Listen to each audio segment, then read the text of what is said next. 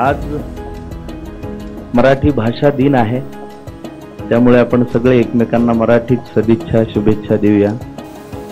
आणि एक कळकळीची विनंती इथे बसलेल्या सर्वांना आहे की आपल्याला जेव्हा फोन येतात बँकेच्या कर्जासंबंधी विचारणा करणारे किंवा मोबाईल कंपन्यांमधनं किंवा कॉर्पोरेट ऑफिसेसमधनं जेव्हा फोन येतात आणि समोरचा माणूस हिंदी किंवा इंग्रजीत बोलत असेल तर आपण सगळ्यांनी आवर्जून मराठीतच बोला। त्याने काय होऊ शकतं की मराठी मुलांना तिथे एम्प्लॉयमेंट मिळू शकते, त्यांनाही काही जागा।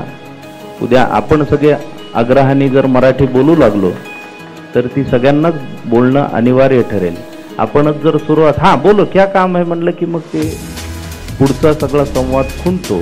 तर तेवढे एक आपण भान ठेवूया असं मला वाटतं।